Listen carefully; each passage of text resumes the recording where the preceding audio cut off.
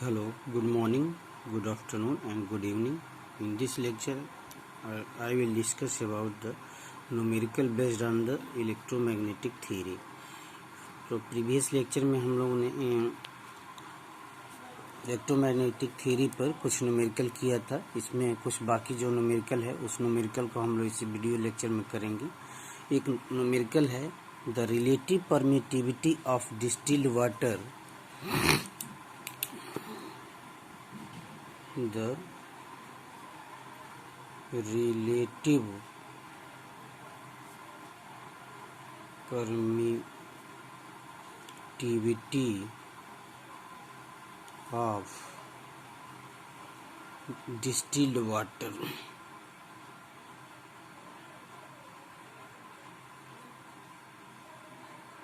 water is 81 epsilon naught. Calculate refractive index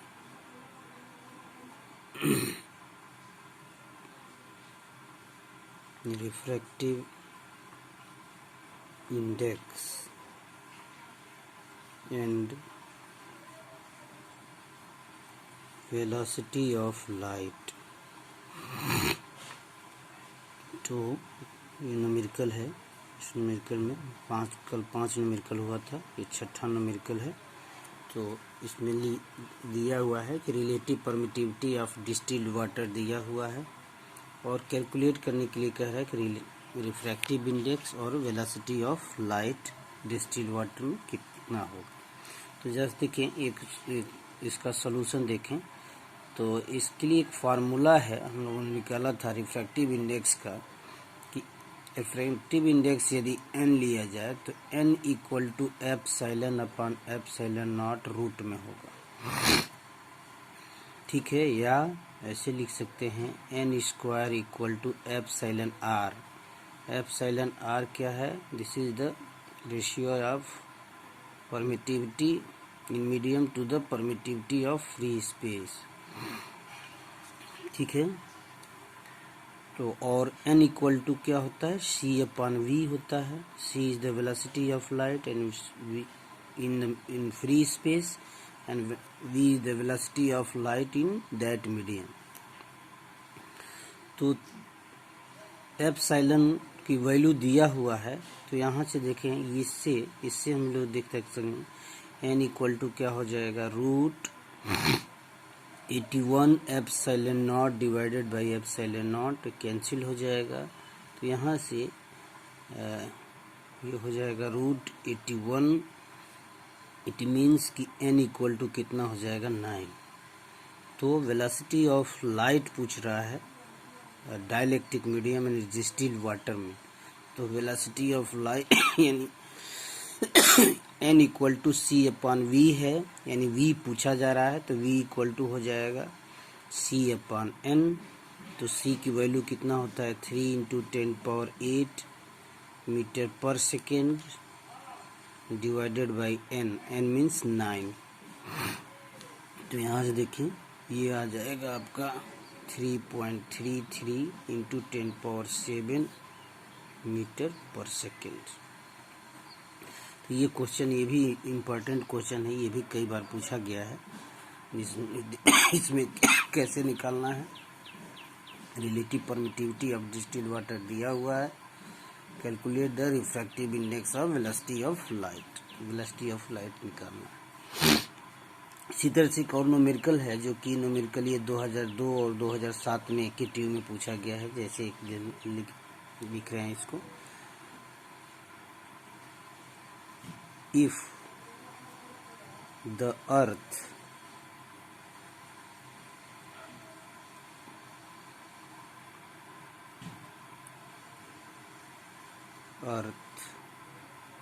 receive 2 calorie per minute per centimeter square solar energy earth receive करता है, इतना solar energy What are the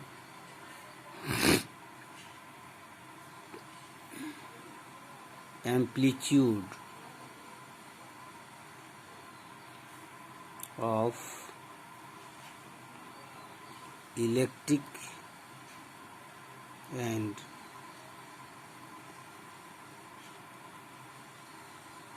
magnetic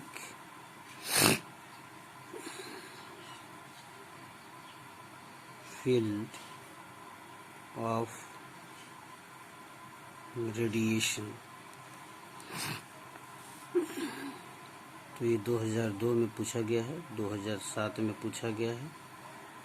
तो जैसे देखिए इसमें दिया क्या है कि अर्थ जो है वो सोलर एनर्जी को रिसीव करता है, इलेक्ट्रोमैग्नेटिक वेव है, सोलर एनर्जी को रेडिएशन को रिसीव करता है। तो amplitude of electric wave and magnetic field की रेशियो पूछा जा रहा है कि दोनों का रेशियो क्या होगा। तो जैसे देखें एक फार्मूला जो है पॉइंटिंग वेक्टर का फार्मूला हम लोग जानते हैं, सॉल्यूशन इसका देख लें। पॉइंटिंग वेक्टर क्या है, अर्थ सोलर एनर्जी या रेडिएशन पर यूनिट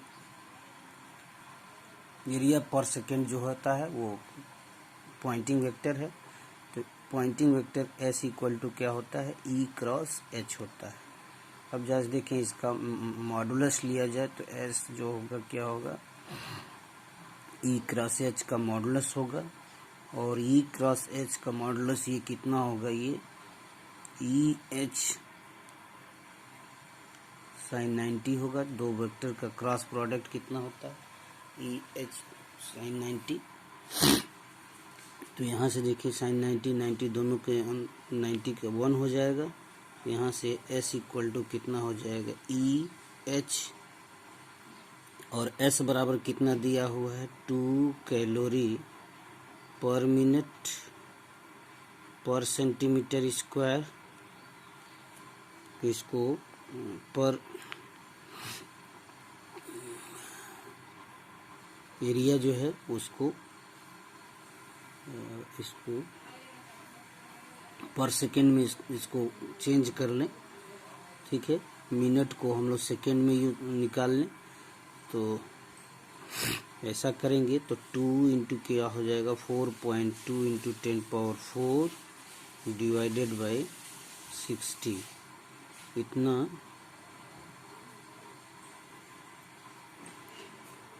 सेंटीमीटर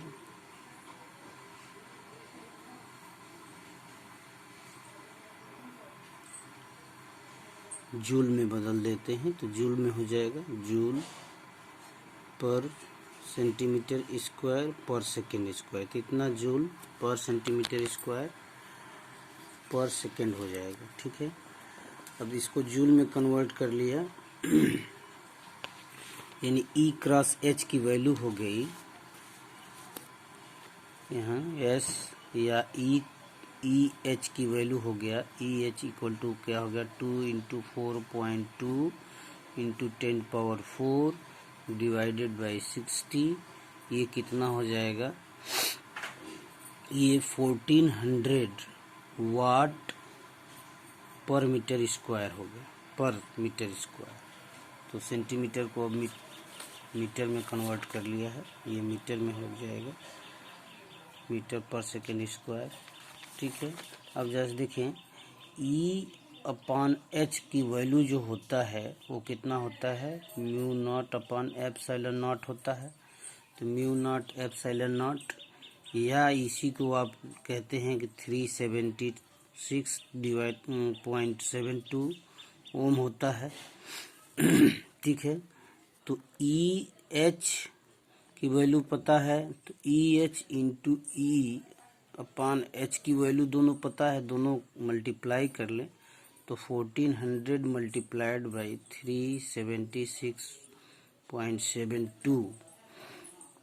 तो यहाँ से E स्क्वायर इक्वल टू कितना हो जाएगा, 5.274 इंटू 10⁵। E स्क्वायर की वैल्यू हो गया, तो E इक्वल टू कितना हो जाएगा, 726.2 वोल्ट पर मीटर। तो E की वैल्यू निकल आया। उसी तरह से H की वैल्यू निकालना है तो H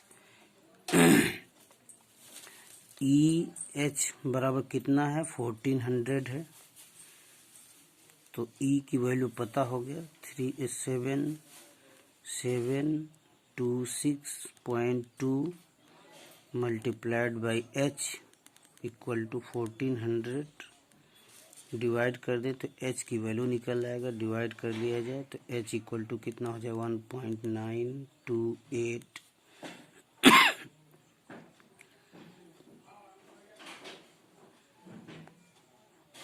कितना हो जाएगा ampere per metre, ampere per metre. ठीक है, अब क्या करना है, एम्पलीट्यूड निकालना है, यानी E नॉट निकालना है और H नॉट निकालना है। ठीक है ना तो E नॉट बराबर कितना हो जाएगा, E/√2 हो जाएगा। ठीक है, उसी तरह से H नॉट बराबर कितना हो जाएगा, H/√2 हो जाएगा। ठीक है, तो ये 726.2 वोल्ट पर मीटर डिवाइडेड बाय √2 हो जाएगा। इसकी वैल्यू कितना आ जाएगी 1026.8 वोल्ट पर मीटर, और इसको फिर डिवाइड कर लेंगे दिस इज द मल्टीप्लिकेशन है, तो मल्टीप्लाई करेंगे, ये मल्टीप्लाई करेंगे तो इतना आएगा। उसी तरह से 1.928 मल्टीप्लाइड बाय √2 करेंगे तो ये हो जाएगा 2.726 एम्पियर पर मीटर। ठीक है, तो ये न्यूमेरिकल, ये भी न्यूमेरिकल बहुत इंपॉर्टेंट है, ये भी कई बार पूछा गया है।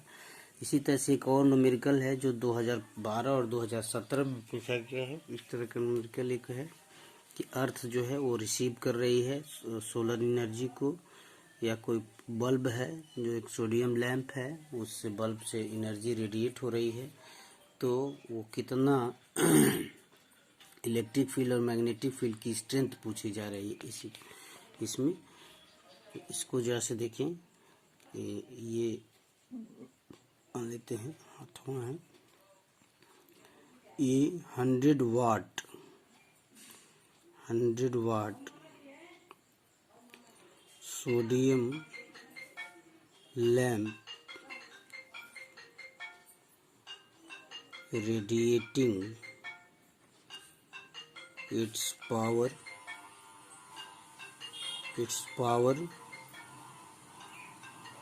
calculate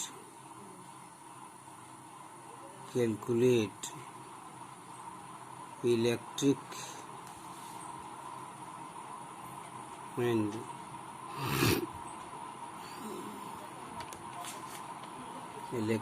and magnetic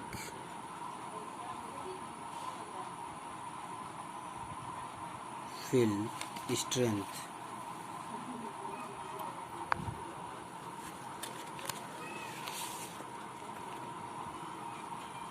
electric and magnetic field strength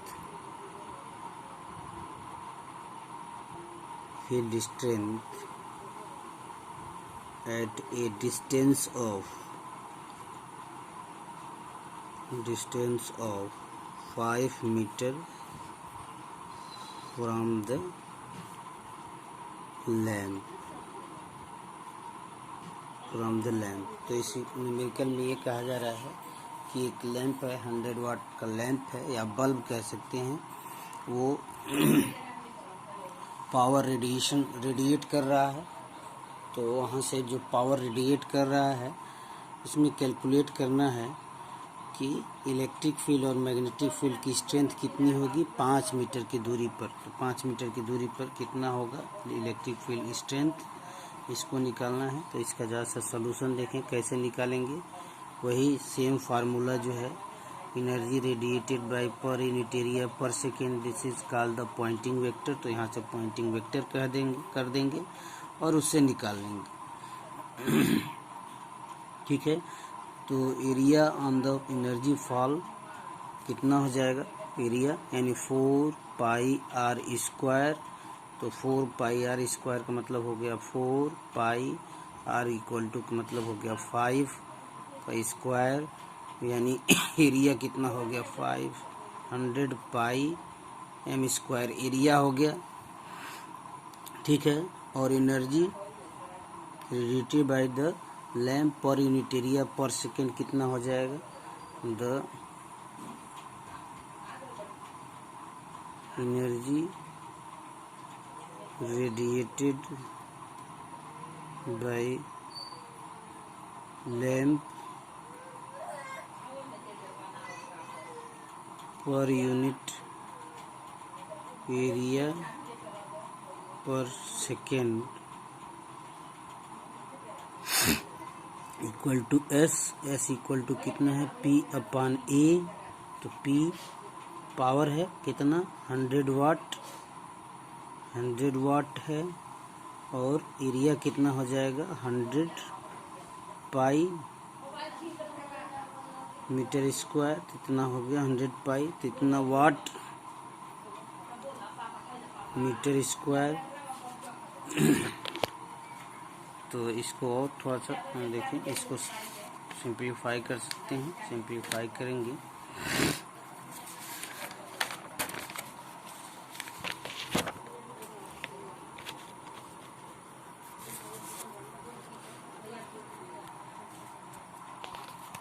तो, और सिंप्लीफाई करें तो पॉइंटिंग वेक्टर जो है क्या है, पॉइंटिंग वेक्टर यानी 100 डिवाइडेड बाई 100 पाई है, ठीक है।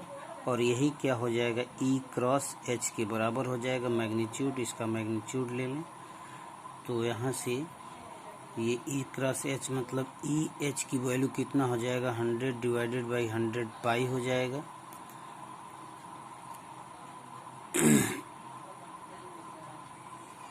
या यही कितना हो जाएगा 0.3185 हो जाएगा, ठीक है। और E बाई एच की वैल्यू जो होता है, E बाई एच की जो वैल्यू होती है वो mu not upon epsilon not होता है, और या यही 376.72 होता है। तो ये दोनों वैल्यू को क्रॉस प्रोडक्ट कर दें, यानी इन दोनों का प्रोडक्ट कर लें, तो E की वैल्यू आ जाएगी और H की वैल्यू आ जाएगी। तो मैग्नेटिक फील्ड स्ट्रेंथ और इलेक्ट्रिक फील्ड स्ट्रेंथ दोनों निकल आएगा। दोनों को मल्टीप्लाई कर देते हैं तो EH multiplied by E upon H, यहाँ से H कैंसिल हो जाएगा तो ये E स्क्वायर हो जाएगा, और ये कितना हो जाएगा 0.3185 मल्टीप्लाइड बाई 376.7, ठीक है। तो ये E स्क्वायर इक्वल टू हो जाएगा 119.9, या E की वैल्यू यहाँ से निकाल लेंगे तो रूट में निकाल लेंगे 199 डिवाइड, यहाँ से कितना हो जाएगा 10.95 वोल्ट पर मीटर। E की वैल्यू आ गया 10.95 वोल्ट पर मीटर, ठीक है।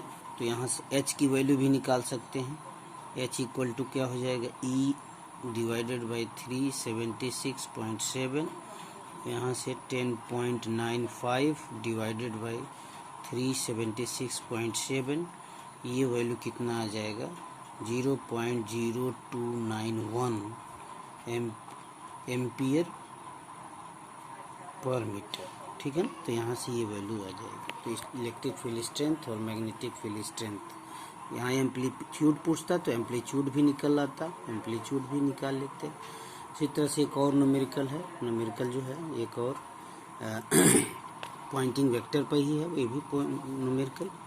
जैसे मान लेते हैं assuming that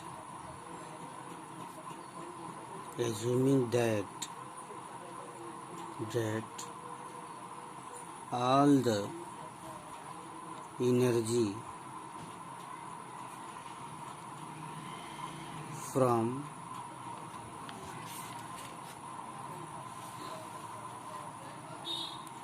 from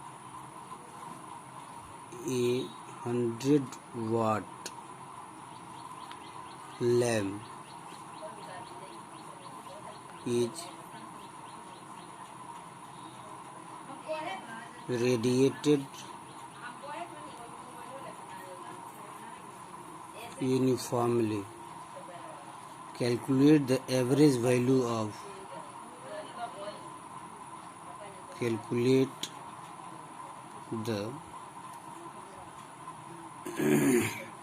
average value of intensity of electric field. The intensity of electric field and magnetic field of radiation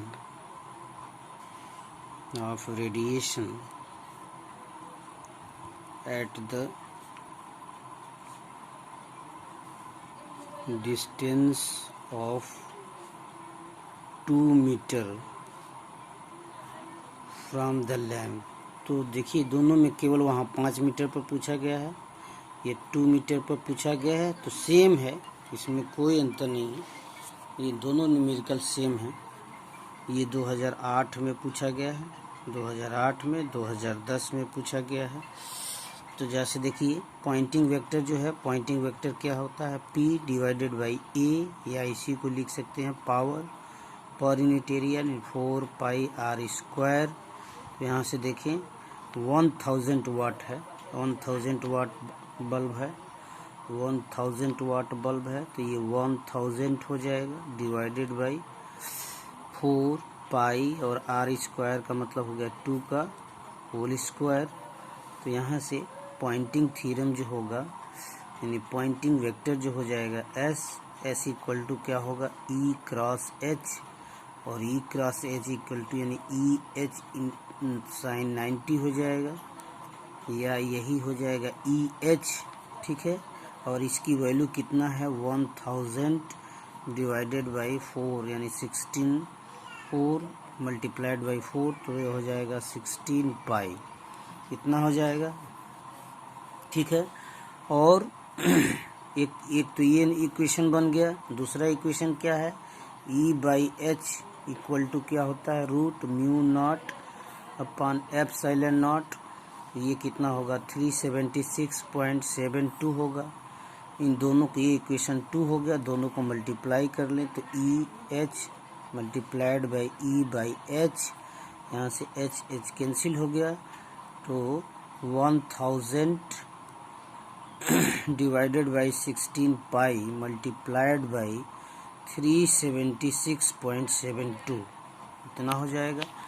इसको फाइनली जब कैलकुलेट करेंगे, तो फाइनली जब कैलकुलेट किया जाएगा, E की जो वैल्यू आएगा, यहाँ से ये E स्क्वायर की वैल्यू आ जाएगा, E स्क्वायर की वैल्यू आ जाएगा, तो फाइनली E की जो वैल्यू आएगी, E इक्वल टू कितना होगा 86.59 वोल्ट पर मीटर, ठीक है। तो ये E की वैल्यू आ जाएगा, ठीक है। उसी तरह से H की वैल्यू निकाल लें, तो H की वैल्यू निकालने के लिए क्या करेंगे, H इक्वल टू कितना हो जाएगा 1000 अपॉन 16 पाई मल्टीप्लाइड और इंटू E, तो E की वैल्यू कितना हो जाएगा 86.56, ठीक है। तो यहाँ से H की वैल्यू आ जाएगा, H इतना हो जाएगा 0.23 एम्पियर पर मीटर, तो यहाँ से H की वैल्यू निकल, ठीक है। तो इसी तरह से और भी न्यूमेरिकल किया जा सकता है, न्यूमेरिकल को करें और जो भी प्रॉब्लम हो तो उसको हमको शेयर करें, तो फिर उसको हम लोग सॉल्व करेंगे। हालांकि जो इतने जो इम्पोर्टेंट है, हर तरीके से एक एक न्यूमेरिकल, दो न्यूमेरिकल करने का प्रयास किया गया है कि इसमें आपका सारा न्यूमेरिकल कवर हो जाए यदि इतना न्यूमेरिकल आप कर लेते हैं, ये 9 न्यूमेरिकल जो है, इस चैप्टर के 9 न्यूमेरिकल आप कर लेते हैं, तो शायद न्यूमेरिकल की प्रैक्टिस हो जाएगी, और न्यूमेरिकल की प्रैक्टिस जब हो जाएगी तो इतना में आप कर ले जाएंगे। बस इसकी प्रैक्टिस करें, बार बार इसको करें प्रैक्टिस। और न्यूमेरिकल, एक न्यूमेरिकल तो आना ही आना है इस चैप्टर से, एक न्यूमेरिकल रहना ही रहना है। तो एक न्यूमेरिकल हर चैप्टर से रहेगा, 5 यूनिट है तो 5 यूनिट से 5 न्यूमेरिकल रहेंगे, 5-5 नंबर के न्यूमेरिकल रहेंगे। तो और सॉलिड रहेगा, बहुत बड़ा न्यूमेरिकल नहीं रहेगा, छोटा सा न्यूमेरिकल रहेगा, केवल फार्मूला बेस्ड होगा। न्यूमेरिकल वैल्यू वो भी आपको कैलकुलेटर से कैलकुलेट करना है, आसान है। थियोरेटिकल अप्रोच से आसान है, थियोरेटिकल में डेरिवेशन बड़े बड़े होते हैं, डेरिवेशन करना थोड़ा सा कठिन हो जाता है, उसको स्टेप्स याद करने कठिन हो जाते हैं। इसमें आपको न्यूमेरिकल बहुत आसान होता है, न्यूमेरिकल को इजीली किया जा सकता है। तो न्यूमेरिकल पर तो बहुत ध्यान दें, ज़्यादा से ज़्यादा ध्यान देने की आवश्यकता होती है। ठीक है, बेस्ट ऑफ लक।